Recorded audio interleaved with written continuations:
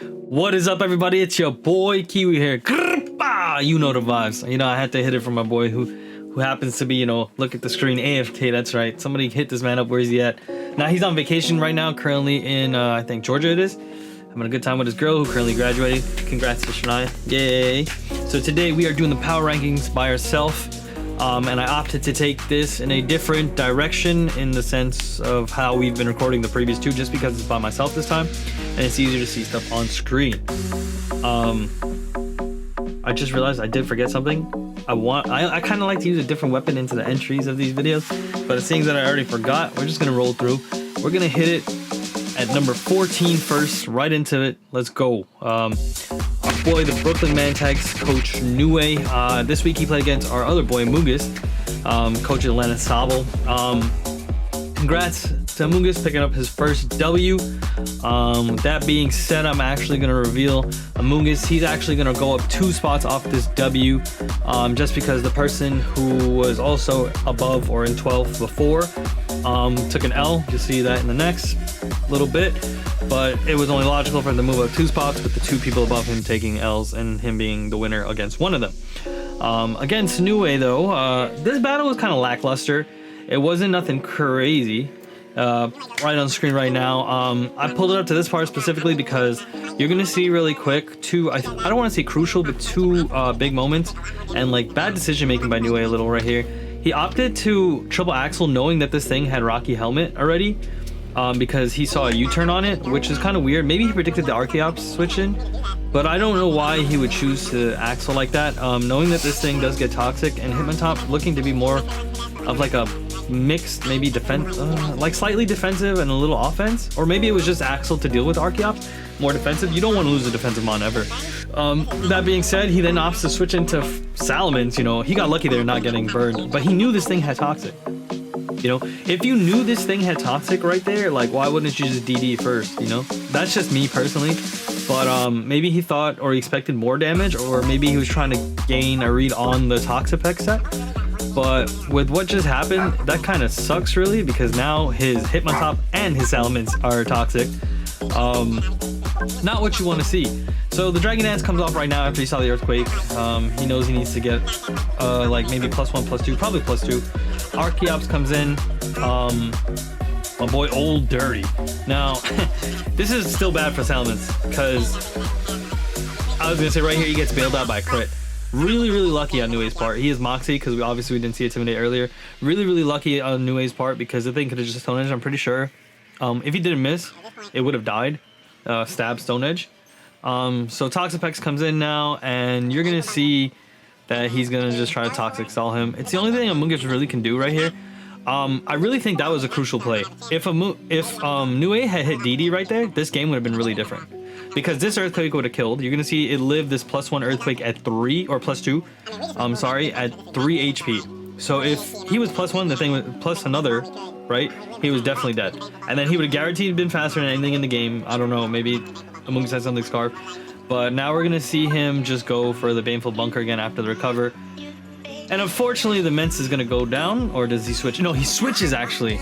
I mean, if you figure this was gonna happen sooner, maybe you could have, but maybe he didn't predict this set. You could have switched earlier before the Toxic proc to that stack.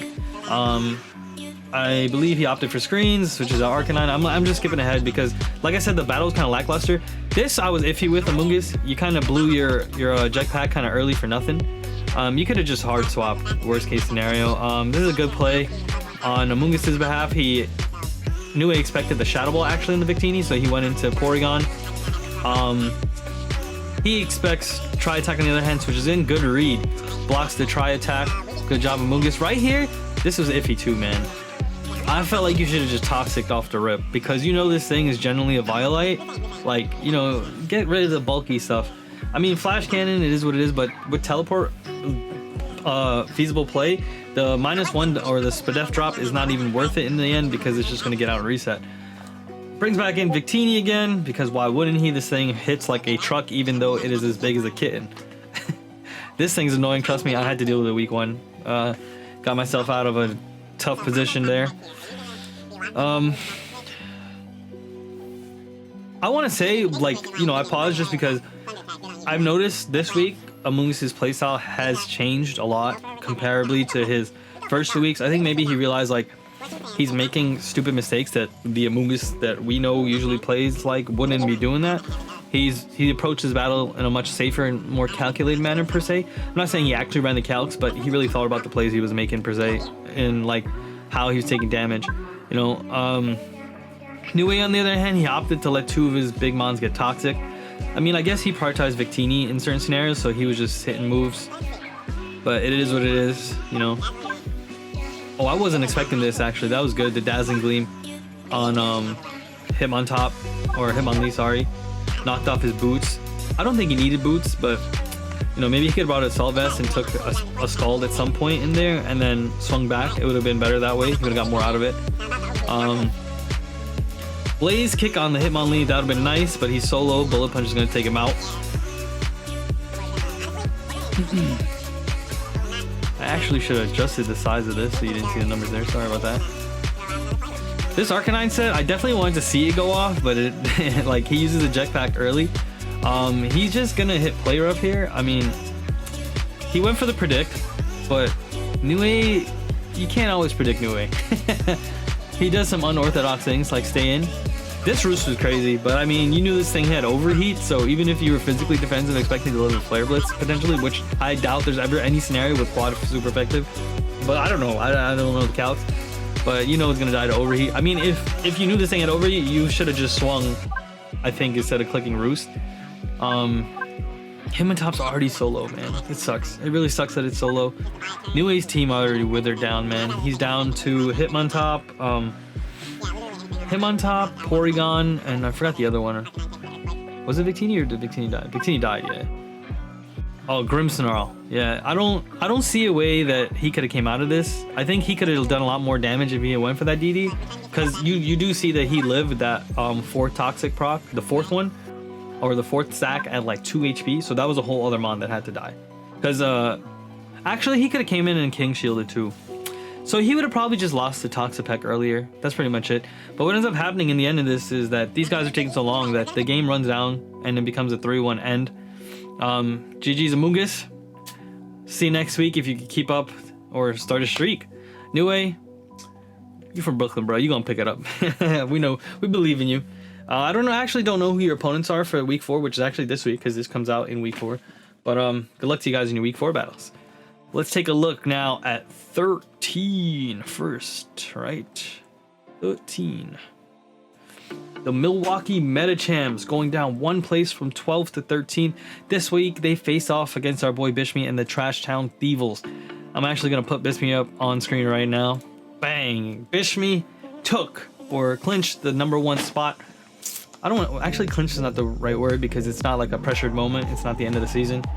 Seized the #1 spot or in the power rankings for this week. Just because the other coaches above him who were Pressure and Finest, PW's Finest, they both lost. That being said, his battle was also kind of like lackluster. He did get a really good play, me personally thinking like his battle was kind of stally, but he did get one really good play off in this battle. I'm gonna pull it up. We're gonna go, and I personally wanted to showcase this battle because I prepped with Bishme. So like a bunch of these sets were like kind of the sets that I suggested. And Bishme's team did have a hard time dealing with a few things that I saw, especially like Silvally being a multi-type potential. But this week we decided that he should not bring a toxic setup Salazzle. Instead, he should bring a fully offensive Salazzle because the man has Clef, and Sludge Wave is only like resisted by like 1 mon. So the next thing was, I don't want to talk about it. I wanted to get into that position first. The next thing I'm going to say is after that is that this Salazzle did put in a lot of work. So I think Bishme actually used this set on this Salazzle pretty optimally. Maybe 1 turn he could have just swung again instead. But I think he did have a few times he could have potentially hit Nasty Plot. But it wasn't like super necessary. Just because, you know, him choosing to keep up the relentless pressure by putting in the damage or putting in the pain with this thing forced Gookie to actually just like not know what to do and how to react. You know, he comes back in on the clef where the sludge wave is already swinging about like 55%, I think, at neutral, and Goki just shows the sword power. And before, Goki was at +1 Spadef and then Spatak via Calm Mind, and was able to kill the sub after 1, but a no stat boosted sword power was not even taking out taking out the substitute off the first turn. This thing took a neutral sludge wave so awfully. Like, it lost 60% of his health, the Weavile. It is frail. I mean, like, look at this. This thing just took Weavile to sub 50, took Darman and Tan to 50. I guess he just didn't know what to do with this set, so he was in a position where he had to be faster to break the sub so that he could come back into something and try to swing. I mean, that's all he really could do to get rid of it, or Salazzle would have always been 1 turn ahead. Like, nothing was getting past this thing, which is crazy. Like, Bishmi actually played this set so well that he was able to get, he was like down to 15 HP and was able to get it back to like 70 something, I think, via Black Sludge. That's a lot of turns of healing. Like, right now it's at 60 something. So Thundurus comes in. I actually think that Salazzle is faster, but it wasn't worth because we couldn't Oko. So he goes into Lando right here, and they try to pull another one on Bishmi, but you know, he ain't gonna let it rock. So Nasty plot a general note. I know it's going fast, guys. I don't want these videos to be more than like 45 minutes now, because it is a long time still. Adrenaline Orb Landorus. We're at +2 special attack off the Nasty plot, and in the same turn, the Intimidate proc, he gets +1 speed. That is a problem. So Lando takes the hit. Bishmi's hoping to swing back, but he got flinched. And it seems pretty grim, no snarl. You're gonna hear him say it in the video. But, you're about to see it in a couple moments. I told Bishmi that this set that I gave him for Frost Class was sort of like a bailout or a cop-out in case the Como setup. And like, really, you can deal with any setup, obviously. Just not a normal type, I think. I don't think you can debuff on a normal type. I'm not sure, I have to look it up. I doubt it. But he endures, comes down to 1, Curse Body procs the Dark Pulse. They can always hit Thunderbolt, but we're gonna debond off a Cuss Tap proc, and he's gonna just T-Bolt, not expecting to debond, and this Thundurus is gonna go down. Because it was looking pretty grim with that Thundurus in front of Bishmi's team. You know, +2, Milotic is not gonna take a Thunderbolt. Dark Pulse is killing Alakazam, and at the HP Thundurus was at, even though Bishmi was sashed on the Alakazam, he was not gonna be able to kill this thing in 1 hit, I believe. I mean, Thundurus is pretty frail, but I imagine he'll live probably like sub 25, maybe, probably after 1 hit, even off a Psychic. Gookie kind of messed up here, I think. Sorry I scrolled up. Moonlighting for a second time, because that invited the Salazzle and he needed to swing. But I mean, even if he swung the stored power at neutral on the Salazzle, it was still doing sub 25%. You know, nothing crazy. But this battle, like I said, was pretty good. Bishmi, you're welcome on that Frost Class, right? The Como comes in, sets up his souls. He's gonna be Throat Spray, so he's at +2 special attack, +1 speed, plus everything right now. Salazzle's gonna go down because he's slower. But here is the next set that we prepped for the Como, which is just gonna be Sash, Dazzling Gleam. Really just to deal with this thing with the quad super effective attack. With that being said, Bishmi's gonna pick up his W. GG's to Coach Bishmi in taking the #1 spot. Hopefully you make it there next week too, my guy. All right. Who is next? I want to say, guys, thank you for those of you who uploaded the battles. It's kind of hard for me and Bishmi to make these videos, like the awards and the power rankings, if you guys don't upload. So I don't want to say content, but we're okay with at least one of you uploading one side of the battle, being that there's 7 battles a week. The third battle we are going to look into is Utah Muse versus the New England Chartreuse. All right, Regwin, we all love the effort, but I think you're not using Dragapult to its full potential, straight up. That being said, I didn't even, we're going to stop that. Right here first. We have to reveal. Bang. Utah Muse. She's going to drop 2 spots again. She's seen a consistent 2-spot drop every week for this season. I'm not going to say what I think about the battle. Let me just open the video again.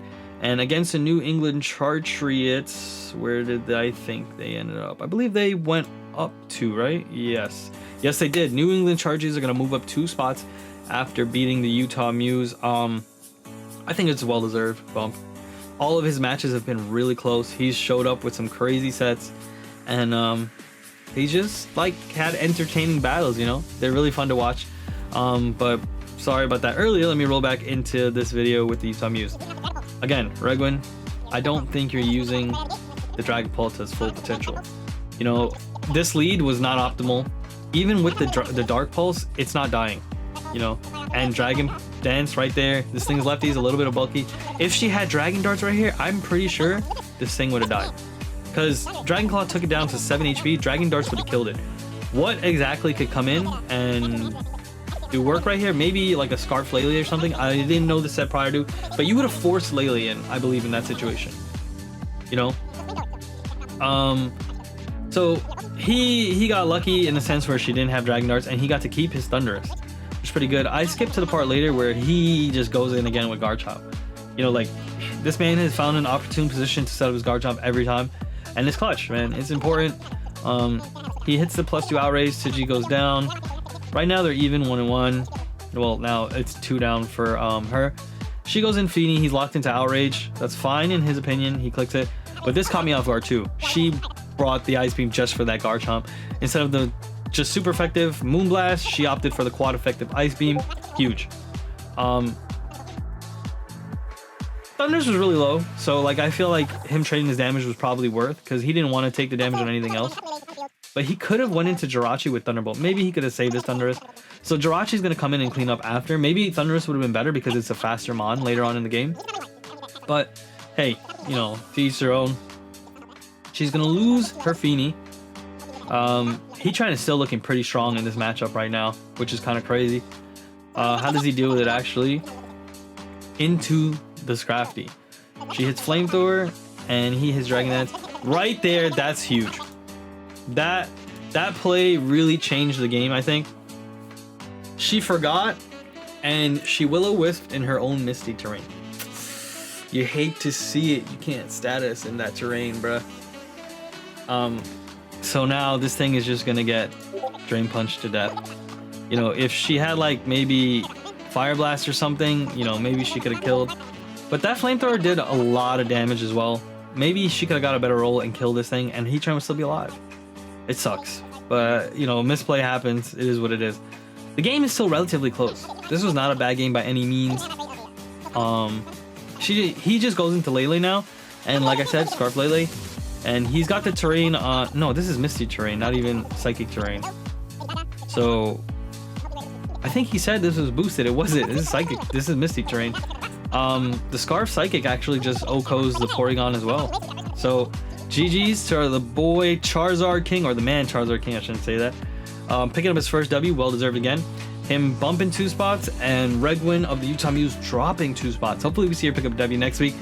And hopefully she can start to play better with Dragon Ball. It is a premier mon up there, you know.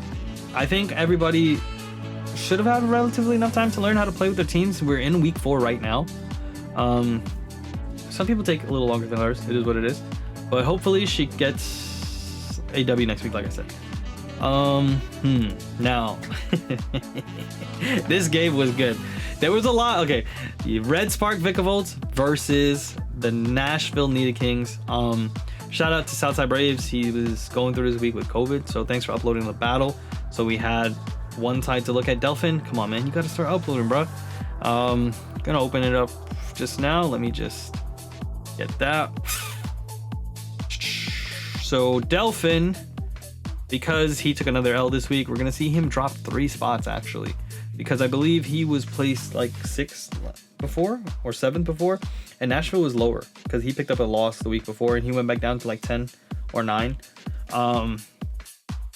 Nashville, on the other hand, Southside Braves, man, congrats, you bumped up 2 spots to 8.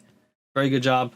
Let's go into the battle. Let's take a deeper look into this, because I thought it was one of the better battles of the week for sure. All right, so the leads are Togekiss versus Passimian. He opts a U-turn, good play, I think. And Delphin off the rip messed up. He switched into Coco and took this Stab Gleam. It wasn't optimal, my man. Like, looking at his 6, Marowak, Miltank, Passimian, Coco, Latios, and Dusknoir, you should have utilized, I think, a tank better in that situation. You know, it wasn't, I don't think it's worth dropping your Coco, like, to about 50. The store power, I did like it. National was not expecting it, so he took a 55-60% hit store power, only at +2, like Spatak and Spadef bump. So he's gonna switch into the Sableye to block the psychic attack. Not optimal on your part, Nashville, just because you had, like, I mean, he clicks Wisp, but what's the point? Coco's is definitely special right here. You could have just switched into Snorlax. It had Assault Vest, you know? Why lose the Sableye there when you got Prankster like Will-O-Wisp or Passimian or Dusknoir or oh, we can't Marowak, this one's fire, but you know what I mean. So he comes in and he Darkest Lyres expecting to switch. I guess because Delphin didn't see the EQ off the rip, he didn't have it, so he got greedy and went for another one, another Calm Mind, and just ate the Earthquake and went down. So he lost his fastest Mon first. That's a hard thing to deal with. You know, your train of thought and your like plan or path to getting out of the L or taking the W was lost, or a big part of it is lost when you lose your fastest Mon. You lose a lot of control in the game. So right now they've lost 1 each, Sableye and Coco, obviously. Then he switches in off the Passimian into Latios, knowing Gleam is coming. You know, like, you saw him click Gleam before, you'd expect Gleam again. Latios lives on 1, and he just switches out, but, you know, he got lucky there. They were expecting the Latios just to, I guess maybe he thought Latios would just die. Because the Thunderbolt from Latios, I don't think kills the Togekiss, and he blocks the Draco, so what was really the issue? But Dazzling Gleam puts it to like 5 HP, switches into Snorlax, Delphin switches out, Passimian switches back. They do the same rotation again. This time he's with Nidoking, which is a good hard swap because he's got Sucker Punch ready for the Latios. Good prep on your part, Nashville. I like that. I like this physical setup. It's very nice to see. He brings in the Miltank now because I just think he doesn't know what to bring in now. But because, you know, EQ kills Marowak. Passimian stab move is resisted by this thing, and he just dies to EQ. But here we go.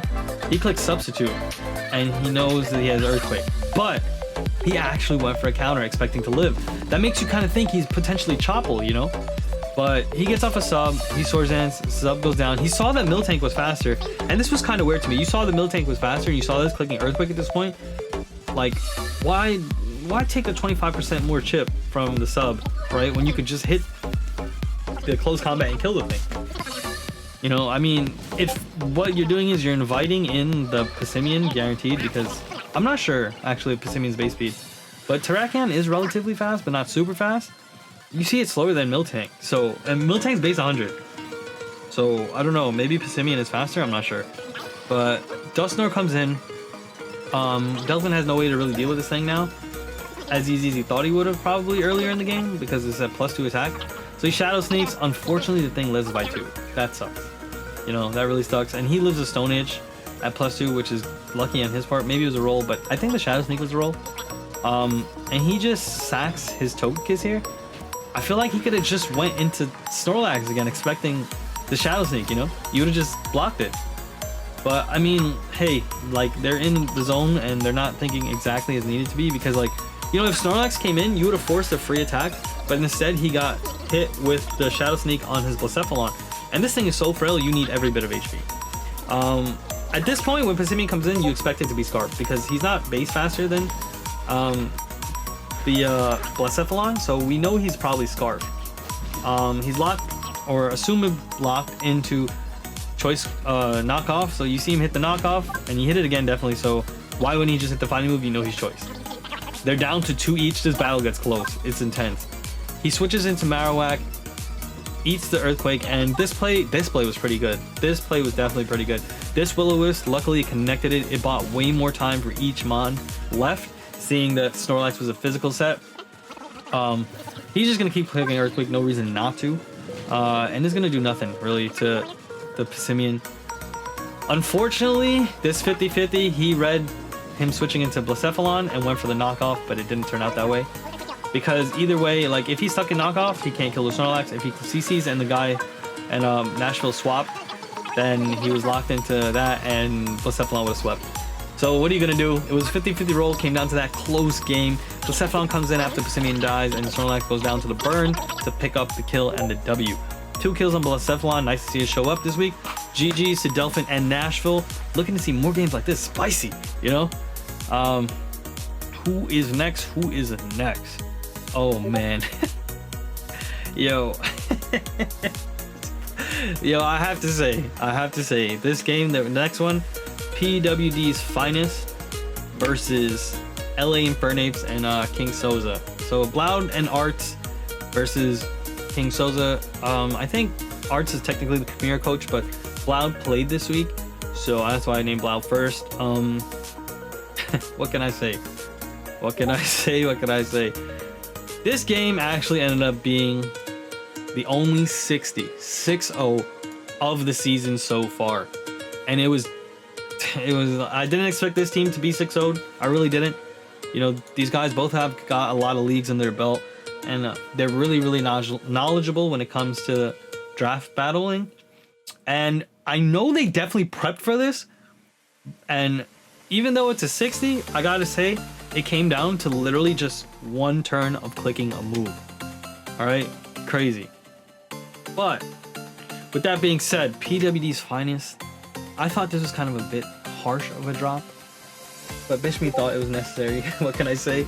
I mean, we were like maybe 1 spot apart. I think I put him at 5, but you know, or 6, but he took a 6-0 to a team that has been consecutively losing and not really trying. But I told y'all to watch out for Soza, because when Soza decides to show up, he's just gonna annoy you because you don't know what to expect from him, which is exactly what he did. What can I say? Like literally, like Soza's like Pokédex brain went into play right here, and we're gonna take a look at the game right now. It's really quick. But I was the proxy for Soza because he has land issues, so you can see me Vayne there. I'm just gonna change the quality so it doesn't thing. Soza gets really happy seeing Melmetal. He thinks he's just gonna Will-O-Wisp for free, and he clicks it, he lands, right? I believe, yes he does. He's like, yes, Melmetal's nerf, neutered. No bro, we've got the Lumberry. I don't wanna say wait, he's got the Lumberry. After that Ice Punch, he cannot stay in. I mean, maybe he could have just sacked the Rotom and Will-O-Wisp it again, but losing a Scarflon that early is not the way to go in the game, in any game to me. He switches into Chansey, expecting him to switch, and he actually did read the switch, but he ran into Tyranitar, and I believe this Tyranitar was actually special. That being said, Chansey is a Spadef wall here, so it's not optimal, but this Charizard right here, guys, this is it. He got the free switch in, here we go, on the rocks. Now, Bloud doesn't know what to expect, but he knows that it can't be special because you wouldn't come in front of a Chansey if you're special. Sub comes down on the switch, so free sub. Now, nothing's happening crazy right now, but I'm gonna pause it right there. But you know, that moment right there where you saw him click Sludge Bomb. Now, if you watch this video on Arts' channel, which I do suggest you do, Bloud knew that this man was going to set up. There's no question in that scenario he's going to set up. Because I'm pretty sure even the fighting move off a Charizard, like a Break Break or something, is not killing the Chansey from full. So, you know, we've got a sub up, we got a free turn, we're going to try to get something off, you know, regardless of what it was. Like, at that time, it's not Chansey anymore. Like, what's he going to do? Is he going to switch out? He's going to set up. He got greedy and wanted to break this up. But, I mean, like, even though it's in front of Weezing, you knew what, I mean, you had a good, like, incentive of what his train of thought or his play was. He was going to try to set up, you know? There are not too many sets that would just run a substitute with 3 attacks. But, I mean, I've seen it on Nidoking and stuff, but, you know, for this Charizard, I definitely believed he was going to be set up, and he was. And Bloud opted to not press Haze, which was a really big downfall, because you're going to see this right now. If it wasn't for this battle, I would have never known Charizard got Belly Drum. I'm telling you right now. And it is optimal, because it goes down sub 25, substitute goes down to Solid Berry procs. He's the fastest thing in the game now that rode him. is the only Scarf Mon, or is the Scarf Mon of choice for Bloud. And you can see him just looking at the haze. He was unfortunate. He knew he should have clicked it, and then he got greedy and took the sub down instead. But never fear. I guess the Sandstorm is there. Weezing goes down. Psych. He calced it. Well, he took it into account. 2 turns of Sandstorm. He did the math for everything. You know, everything comes in. Just dies. Bloud, you definitely could have prepped better. Bloud and Arts. You could have had the Sucker Punch on the Cinderace. I really felt like you should have had Sucker Punch on Cinderace, knowing that there's a Rillaboom in this game too. I don't know. That wasn't optimal, but I mean, you know, you valued what you valued over it. I guess he wanted the Gunk Shot because of Comfey. What are you gonna do? Everything just comes in and dies. It's just a slaughter. It's pretty bad to watch. Yo, GG's to Souza, bro. Shout out the man. Showed up this week and just crushed the opponent, man. This was the first place seeded team, bro. PWD's finest going into week 3. Got stomped. You know? It was fun. It was fun on my behalf because I was the one clicking buttons for Souza. So when I seen the belly drum go off in the Sandstorm, I was like, oh nah.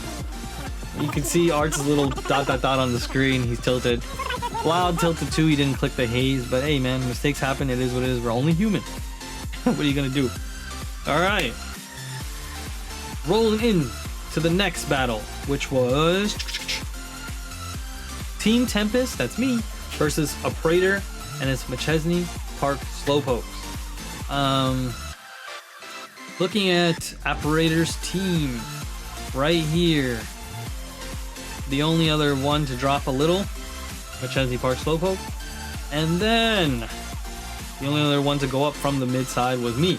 I'm actually going to go up 1 slot after taking down Apparator and the Slowpokes, and he's gonna actually drop 3 spots because the teams below him actually won. Well, right below him won as well. It was a very good game. I personally thought it was a very good game. If his set was just a little different on the Urshifu, I would have lost.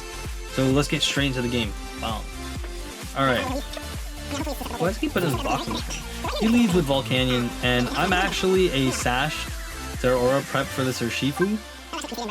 And I hit knockoff thinking he's gonna switch, but this man stayed in and clicked Flame Charge. Now I'm slower, and any one of its stab attacks is gonna kill me. I'm like, oh. I was like, I just threw the game right there, because we seen what this thing does in week 2. Week 2, man got a 60 with this thing. Earthquakes, crits. You know, a lot of things fell in his favor this game. I'm not gonna lie. Steam Eruption, bird. I land my Toxic. Thank you. If I missed that Toxic, I probably would have lost the game. Or, you know, I would have lost another Mon, and this game would not have been, but it was close. Live that Steam Eruption, I Pain Split. Hopefully I can live another one. Burn comes down, and I'm like, I gotta stay in right here. I opt to just Nightshade, do damage, he hits Steam Eruption, and he crits me again. Not the best feeling to be crit twice and burned in 4 attacks. What are you gonna do? Zygarde comes in because I have the E-Speed. This thing is just too fast at this point. That's the right time to hit E-Speed. Forget about week 2. Urshifu comes in and I cannot stay in front of this thing because I cannot lose Zygarde in this matchup right now. I opt for Diancie because I can live a bunch of Wicked Blows, and I have the Beer Berry for Iron Head. But instead he clicked CC, and this does over 50, so I knew he was banded right away. I ran the calc way before because I had no way to deal with this thing. But the banded attack I did not expect. I expected Scarf. I'm not gonna front. I expected Scarf because my team literally can't hold Wicked Blow. So if he was Scarf, it would have been a hard time. And Diancie was my only response. But now that I know he's banded and I'm faster, I was going crazy. So Zeraora comes in. I should have went Zygarde there and hit 1,000 arrows. Straight up. But Zeraora comes in and CCs the Nidoqueen. At Meg 1 in both defenses, I gotta get the heck out of here. I cannot lose my fastest Mon right now.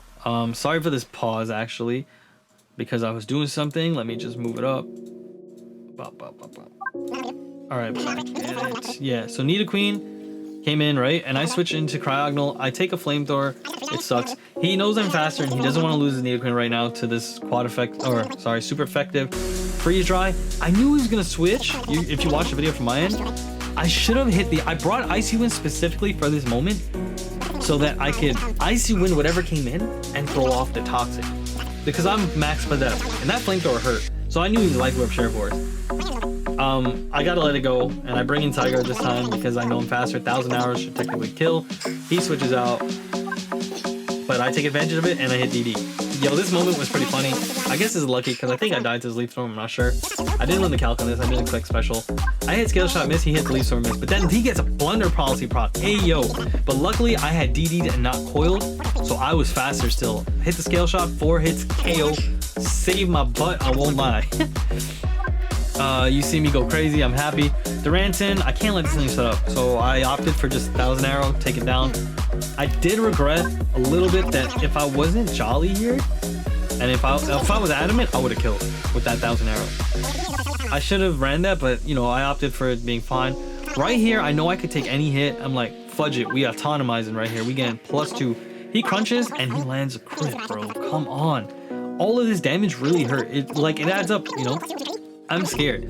If I miss meteor beam, I'm cucked. If I need flamethrower to just get out, technically, you see a little oh my one moment. But I hit the meteor beam, excuse me, get the +2 technically because of the kill and the meteor beam +1. And it's looking pretty grim now for Apparator. He doesn't know what to do to deal with this thing. He actually messed up right here. He should have went straight into Necrozma instead of Nidoqueen, but instead he gave me an extra boost, an extra +1 off of letting Nidoqueen die. But I got lucky too. Not that it mattered in the end because I win, but I flinched this thing and live because he clicked Heat Wave and then I just flamethrower and kill it. +4, nothing's living anymore. You know what it is? But I was scared because Urshifu could hit Sucker Punch. Literally could have just hit Sucker Punch and won the game. But he took Sucker Punch off and put Facade. Woo! Saved. I was so happy, yo. You see me in that moment. GG's to me. Yo, I was happy with this game in particular just because my Celesteela finally got to show up. You know, I did not use it well week 1. It was just fodder for the Victini. Week 2, I didn't even bring it. I don't know. There's just so many ways to use Celesteela. It's kind of hard to find the ideal situation, I guess. Or maybe it's not hard to, it's just that I'm not good with it yet. Like I said, people are still learning. But at this point in the league, or this far in the season, I hope that we've kind of, at least if we don't optimize its use, we find some minimal use, right?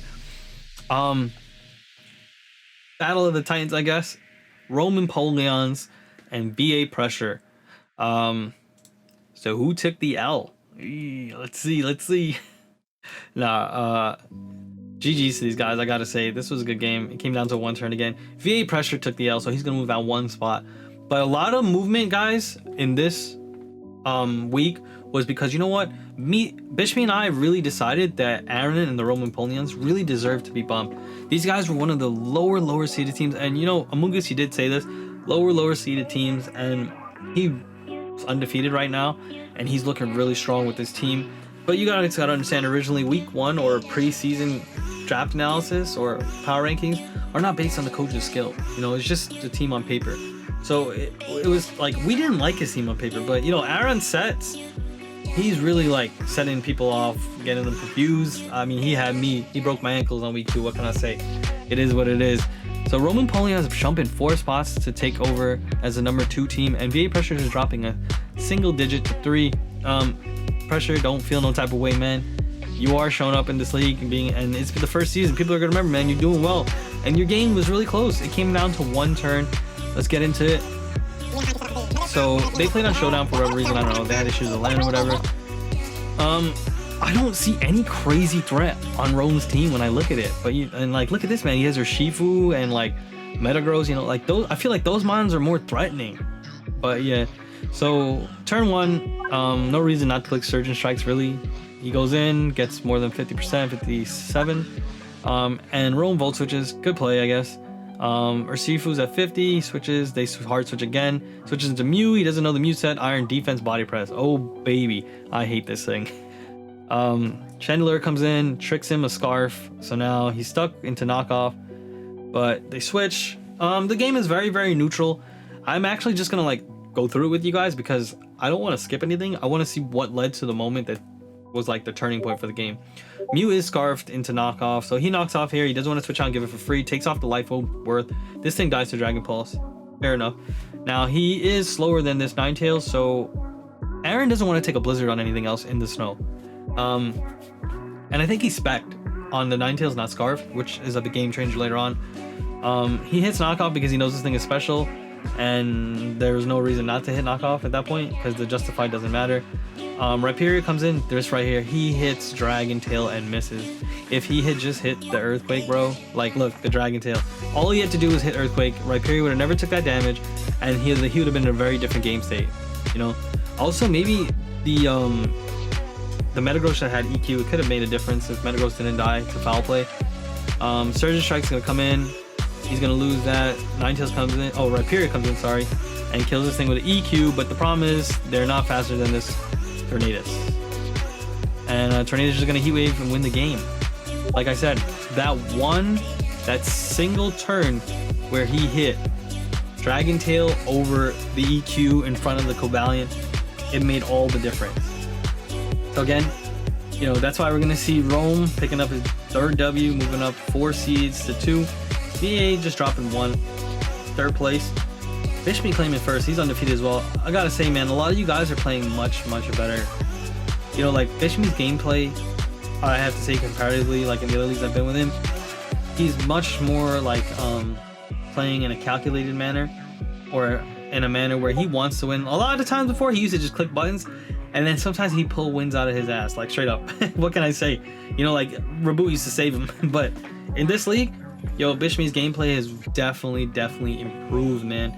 It is a lot of fun to watch his games and prepping with him to see his ideas change and like his strategies change.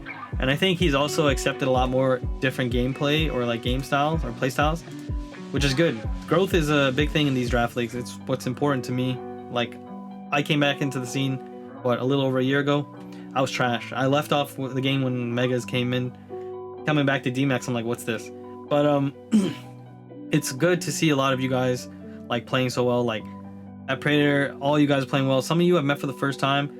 And for the people who are not like top seeded right now, I am enjoying your games as well. You know, like I enjoy tuning into Goki Gamers. What up, home dogs? You know, like it's a good vibe.